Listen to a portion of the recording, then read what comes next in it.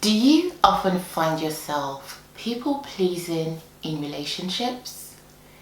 Do you often find yourself managing to stay in toxic relationships and dynamics because that's what you're used to? Or do you find that you often overwork to make up or to avoid an issue that's there, glaringly obvious? Some other people actually develop a compulsive disorder or compulsive behavior where they are very key and meticulous in doing certain things because of what trauma they have faced. All these things that I've listed are actually behavioral effects and impacts of someone that's gone through trauma or post-traumatic stress disorder, PTSD, in a past relationship, or perhaps it manifests as such in their adult life because of unresolved childhood trauma. Today's video, we are going to discuss the impact of trauma and PTSD on behaviors. In the past 3 videos, we have discussed what the difference is between trauma and post-traumatic stress disorder, highlighting that trauma is caused by an event that's past and it's most times short-term, with the effects of trauma like anger, irritability, kind of reducing over time. And post-traumatic stress disorder, on the other hand, is an impact of trauma. It's kind of like an extended version of trauma, that if a traumatic event like the loss of a loved one, a natural disaster, or someone being in an abusive relationship over a given time period can actually negatively and adversely impact that person mentally, emotionally, behaviorally, psychologically, and even in their physical health. So that post-traumatic stress disorder causes a mental disorder condition in such a state that that person most times are not able to recover from the traumatic event that's still ongoing, and as a result, over a long period of time, can impact their day-to-day living. I am passionate about this topic because it's something that I struggled with in the past, being stuck in a traumatic relationship, and I didn't realize at the time how much it was impacting me. But it wasn't until I started to do a bit more reading and research, I was talking to other people that were noticing the changes that were happening in my life, that I decided to accept the need for a change. And so in my past work, I would have been working professionally, but because of the passion that I have to help other people come out of traumatic relationships, abusive relationship, toxic relationship dynamics, I have come into the world of counseling, and the work that I do ties in a lot of the principles and techniques in the counseling space with grounded with biblical principles. And in today's video, I just want to discuss some of the ways that you can identify how trauma could be impacting your behavior, key and practical indicators. I also would like to give you 5 key ways to overcome trauma and how it could potentially affect your behaviors, but give you the tools to ensure that that doesn't go on going forward. Now, I've got my notes down below. If I will be looking down, do bear with me because I've got a lot of things that I've done in my research and reading, all in the name of giving you this information. So let's jump straight into the video. As mentioned before, trauma often shapes behavioral patterns in ways that reflect the soul's attempts to protect itself from further harm. So trauma can affect an individual to the extent that it affects their behavior, in a sense that they start to act in ways to self-protect and self-preserve themselves from any further harm of what they've actually experienced in the past.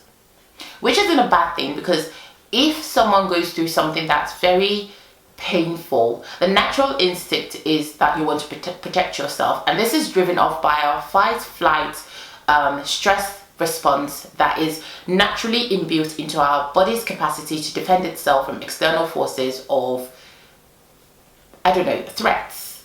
And the brain will communicate this to our body systems and move through our nervous systems, move through our brain signals and our neural links to help us protect ourselves.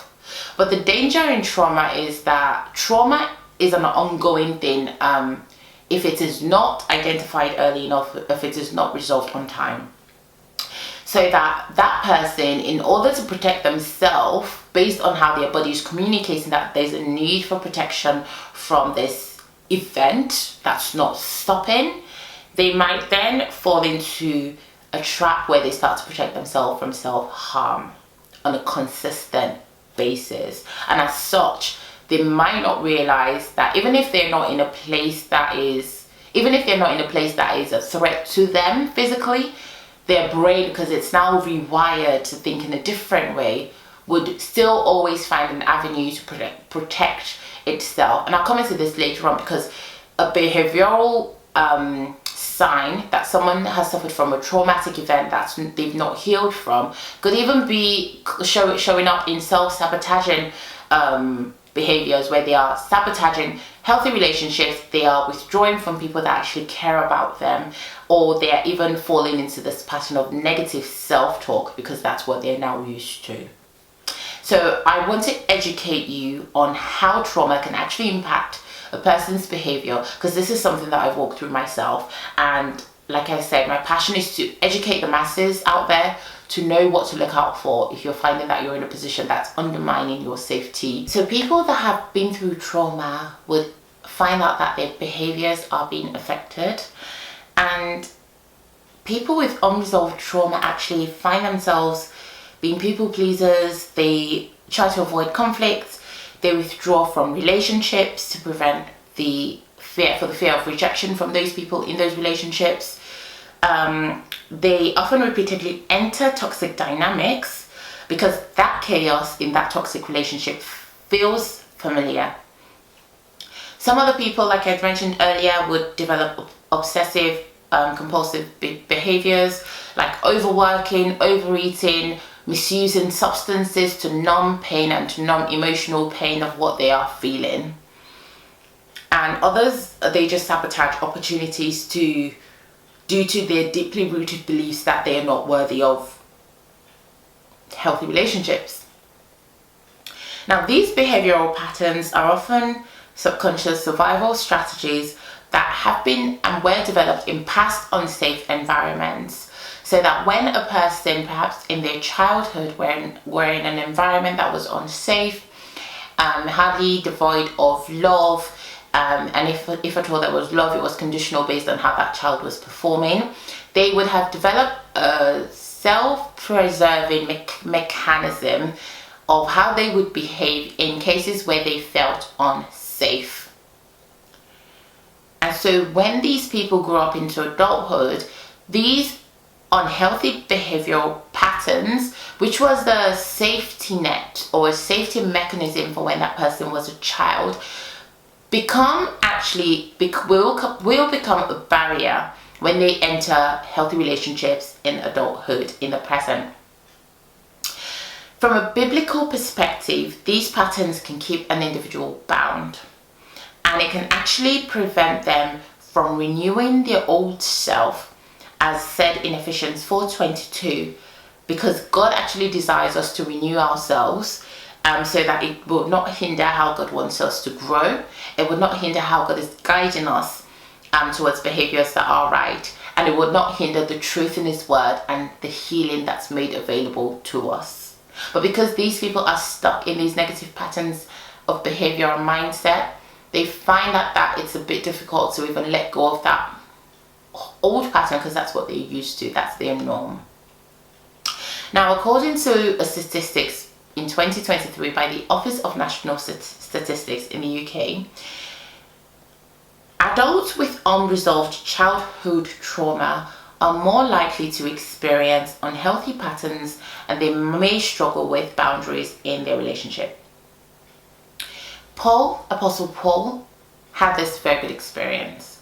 He records in Romans 7:19, and the whole of the chapter of Romans 7 was really him battling with what was between sin and the law, and that the consciousness of knowing that there was a law of not doing something birthed a sin nature in him that wanted to do what that law would say not to do. So for example, honor your mother and your father, or honor the Sabbath, is a law that was given to the Hebrew Israelites after they just come out of Egypt. But because now there's a law to do something, the natural disposition of man is to want to not want to do that law, so that you then choose to want to do the opposite of what has been asked of, and that births sin, which is a struggle between our consciousness and what is right. So Romans 7:19 states that for the good that I will not do, for the good that I will do rather, I do not do, but the evil I will not do, that I practice. So Paul struggled. He also struggled with a sense of battling, a sense of that knowing what is right but not doing what is right, because his natural instinct from his behaviors of what he had been trained or how he had grown up perhaps was influencing his ability to make a decision in the present of doing what was right. Even though he knew to do what was right, his natural disposition was to do the opposite. So Apostle Paul also had that struggle. And his struggle mirrors the tension that many of us and many trauma survivors they face today. Knowing the right thing, but actually feeling unable to break free from destructive cycles without God's healing intervention is almost impossible. And you know the right thing to do, but because you're used to this dysfunctional way of doing things, perhaps from a past experience that was traumatic, that's not been healed, or from as far back as your childhood, you don't know how to not do those things. And it takes a very skilled professional, a very skilled counselor to work with you to actually identify the root cause of why you're behaving the way that you are behaving, or choosing to behave in a way that's actually destructive and detrimental to your present state. For example, self-sabotaging good relationships, and withdrawing from people that actually care about you is in itself a good example of how some people choose behaviors that are unhealthy because that's what they were used to, or how they knew to cope with environments that were not healthy. Like I said, it all ties into also how the mind works and how the brain functions, so that when someone over time gets used to doing a certain thing that's not natural, but in the time that they were finding themselves in a very unsafe environment, that behavior was okay to manage it. They become used to that unnatural way of managing things, so that when that threat is gone, they struggle to let go of those behaviors. And this is where people like myself, counselors, come in to help you assess, what is it that is presently triggering those behaviors inside of you, and how can we manage those environments and those behaviors and unlearn some negative thinking patterns or negative behavioral patterns, so that we can move forward and we can accept and embrace what really is good for us rather than pushing them away. So if you are interested, you can book a clarity call with me. I'll put the link down in the description bar, and we can have a first 30-minute consultation to discuss, what you're struggling with at the moment, what negative patterns or thinking patterns are there that's embedded and immersed in you, and we can assess what counselling method would be best for you going forward. But that's all going to be linked down in the description bar. So, like mentioned, like us, many of us, Paul also struggled with the tension between knowing what is good and what isn't. So what I would always say is to first recognize that you have limitations in your wants, in your emotions, and in your behaviors. However, the good thing is when you're able to recognize those limitations, you're already on your way to healing. Trauma would naturally negatively affect the way you behave anyway. And so like I mentioned, my passion is to help you assess these areas and give you some handy tools and concepts to manage those triggers or behaviors when they show up. So let's go into the signs that trauma is affecting your behavior.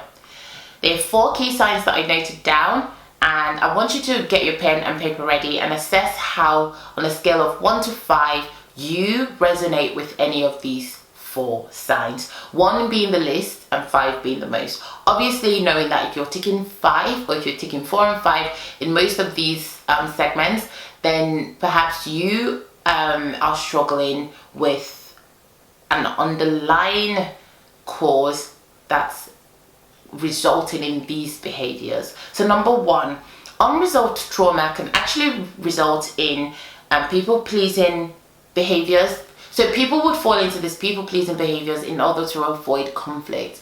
For example, in a relationship, at a point when you are with your spouse and you're discussing, if that person is having a conversation with you, but because you don't want to offend them, or you don't want to ruffle the waters, you just accept their suggestion without really feeling happy in how that's going to make you feel, you are possibly falling into the people-pleasing category of not voicing your opinion, not voicing your wants and your needs and what you need in that particular time in your relationship. If you are taking 4 or 5, which is on the higher, yes, I agree, or I'm able to relate with people pleasing, then it's something to look into. Perhaps a way to overcome this is to discuss with your spouse how certain conversations are most times not, they don't end up in the way that you were hoping, or they didn't, or the resulting end of that conversation was not meeting your needs, because it's quite important that if you're going to break that people-pleasing habit, you have honest conversations with your spouse. Yes, they will be difficult. Yes, they will be hard. But one thing and one key way that you can probably start doing that is to choose a time that will work best for both of you. Not over the phone, not over text message. Possibly after a nice dinner, possibly after a date night when everyone is nice and calm, and you know that when this comes up with your spouse, they're in a good space to also reflect on how certain conversations you've had to let go of your own needs and wants because you fell into this people-pleasing habit. Remember, the purpose of this exercise is to expose areas within yourself that you have fallen into in terms of the behavioral patterns, and work better to get the most out of your relationships. Okay, number 2, isolation due to fear of rejection. Most people, when they have gone through a traumatic experience in the past, or possibly are suffering from PTSD that has not been recognized, or possibly not even been treated or healed, they often will isolate from other people because they don't want to fear rejection. And it could stem from past experience where they have faced so much rejection, and like I'd mentioned, that because their soul can't take it anymore, they fall into the self-preservation mode or self-preservative mode, where they would rather not be in the midst of other people, and they would rather be by themselves because no one in that space can reject them. So on a scale of 1 being the least and 5 being the most, where do you think you fall? Where do you think you rank? Number 3, substance misuse to numb pain. It could be that the substance is prescribed medication. It could be that the substance is found unprescribed, and you're using these chemical substances or medications or drugs to numb the pain of feeling rejection, numb the pain of the flashbacks from the trauma that's coming, numb the pain of the feelings it's evoking in you, perhaps anger, irritation, suspicion, regret. In a short period of time, if medically prescribed, that can help you manage the feelings and the resulting behaviors. However, if you're starting to become overly reliant on medication, or you're starting to misuse medication, they will have side effects and long-term impacts. And the whole idea is that we're not having to rely on something that could have long-term impact on our health overall. Again, on a scale of 1 to 5, 1 being the least and 5 being the most, where do you rank here? Lastly, people that often are struggling with trauma in their behaviors, it will show up as them re-entering toxic relationships again, perhaps because they feel that they can't be alone, perhaps because they struggle with being alone, so that even if that relationship is unhealthy, even if their previous relationship was toxic, they would rather be in another toxic relationship because they don't know any better. On a scale of 1 being the least to 5, do you find that you often fall back into toxic relationship dynamics because potentially you don't even know any better, or you've not seen any better example growing up, or the people that are around you, family and friends, are most times find themselves in these toxic dynamic and relationships. So that dysfunction actually starts to shape your mindset to think that this is normal. I want to remind you that nobody should have to put up with being in a destructive, abusive, disrespectful relationship because they want to fill the void of quiet and silence of being by themselves. I would rather you're alone than to find yourself in a relationship that can ultimately not just destroy you, but can change your behavior, can change and alter your character, can have negative impacts on the way your brain functions and the way your mind works. Because every single time you've had to submit your needs and your wants to cater to the needs of this person that would never appreciate your sacrifices, and even on top of that might even be emotionally, physically, every sense of the word abusive, you are letting go of a fragment of who you are and a part of who you are to accommodate the excess of someone that would never truly see your value of how God has created you to be. So it's better if you are by yourself than to find yourself in a relationship that wants to ultimately destroy your mind, your soul, your ability to make decisions, your thinking capacity, your thought pattern, and even your physical and emotional health.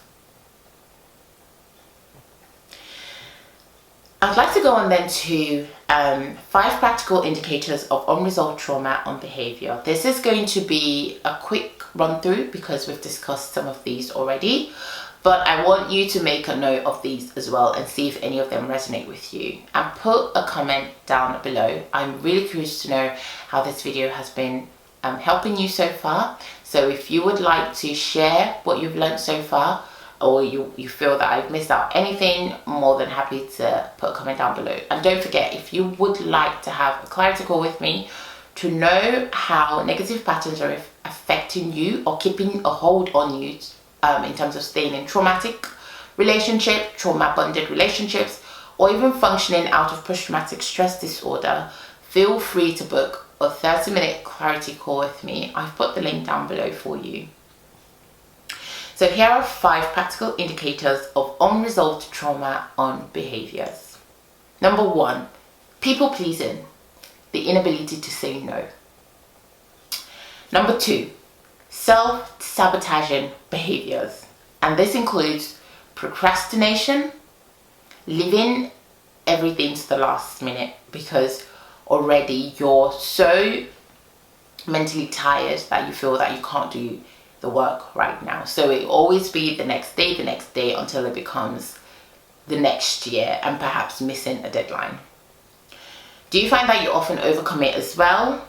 That could be a self-sabotaging example. Do you often have negative self-talk?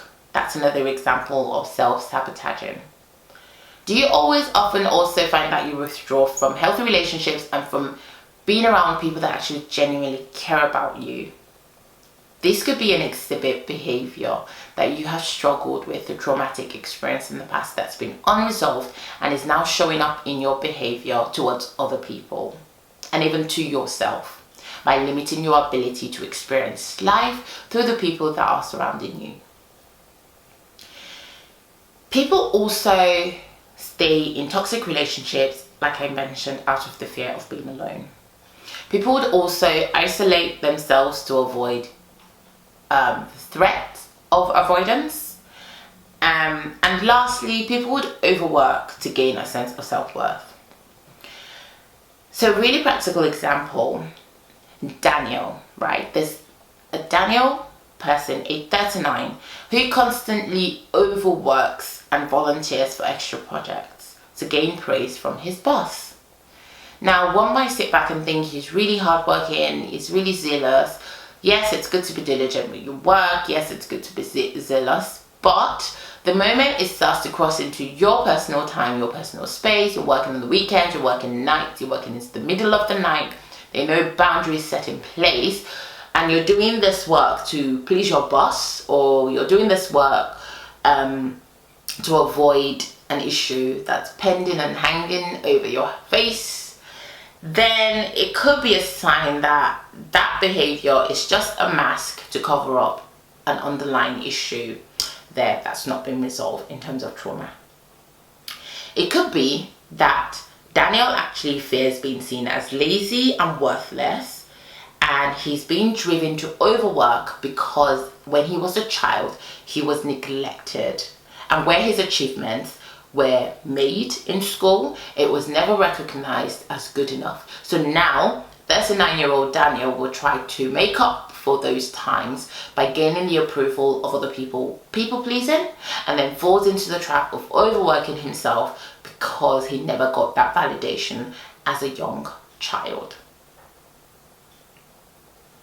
And most times, people like that would also do things to try to gain the attention of an authority over them, but because they never gain that authority, that validation or attention or unconditional love from that authority, they start to seek validation from other places and sources. And those kinds of other places and sources, if they realize that you are hungry for validation, they could even start to take advantage of you.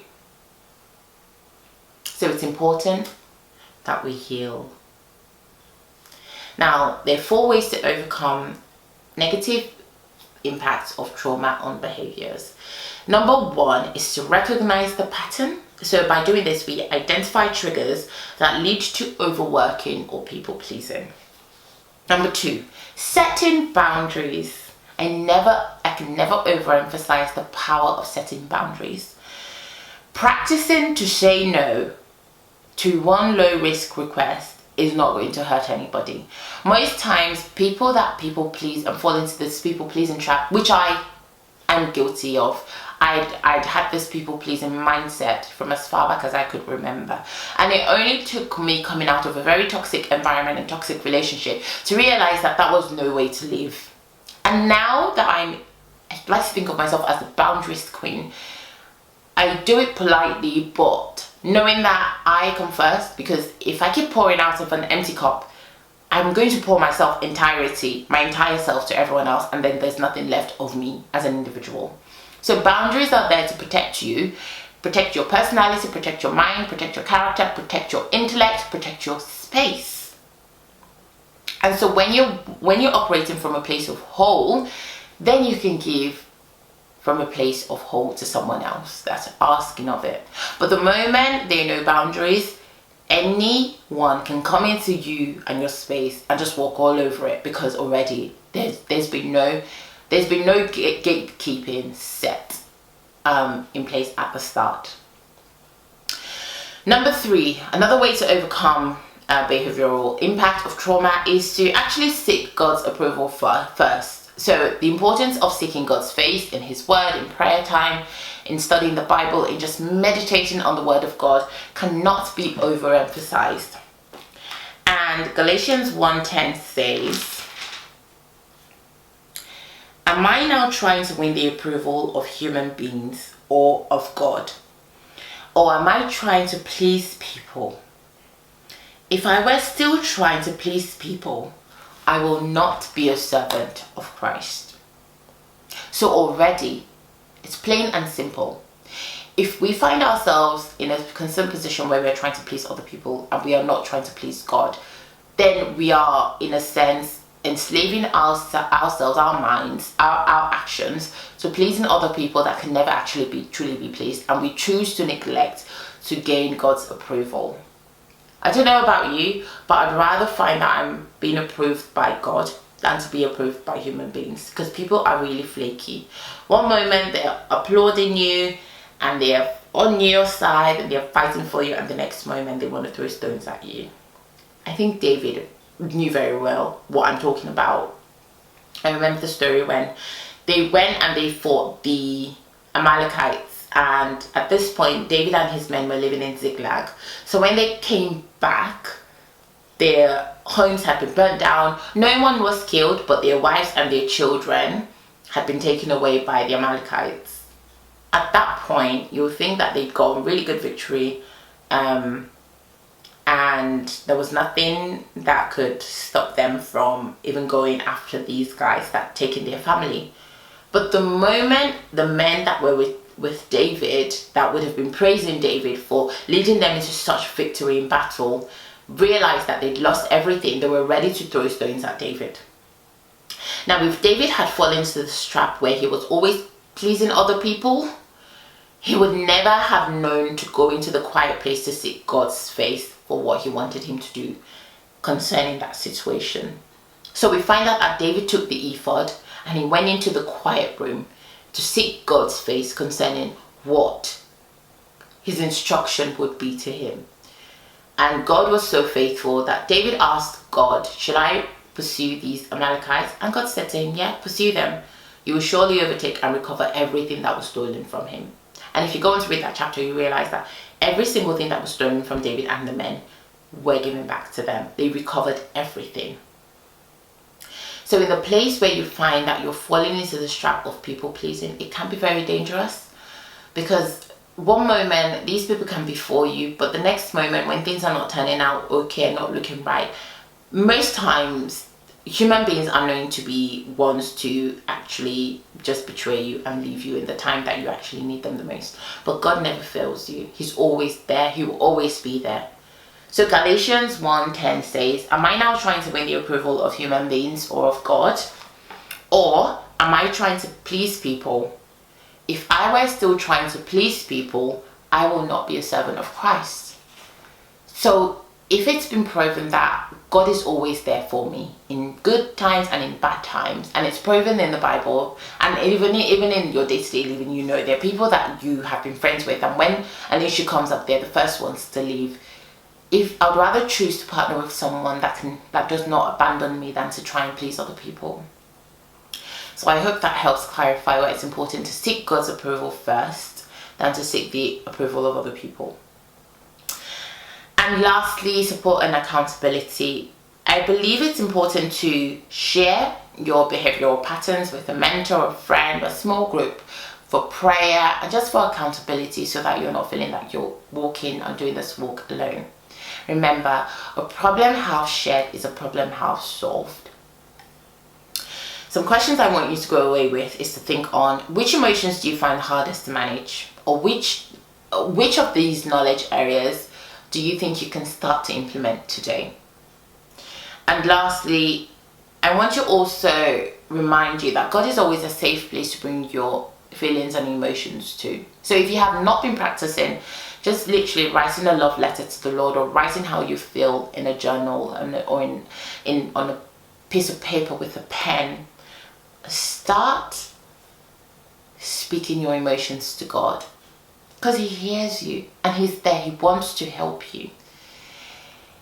If you find that you're also struggling with certain emotions, negative emotions that are affecting your behavior today, perhaps from an experience that you had in the past, from PTSD or trauma that's been unresolved, feel free to reach out to myself. More than happy to book a first clarity call with you, and the link is in the description bar. We can assess what has brought you to this space and this stage. And at the end of that call, my hope is to walk out of it with you with an action plan of what you can do going forward in managing those negative behaviors, and how we can limit the impact that it would have on you. I have a host of other materials on my blog, which is also linked in the description bar. So if you want to find a bit more information, you're more than happy to review those.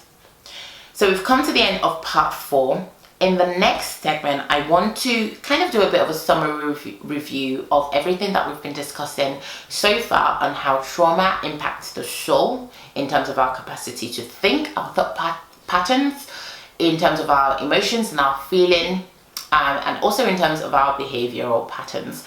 And then I want to also just give you some kind of like a review of a summary of what we've discussed so far, and also give you some action things and some practical tools to continue working to overcome the impacts of trauma.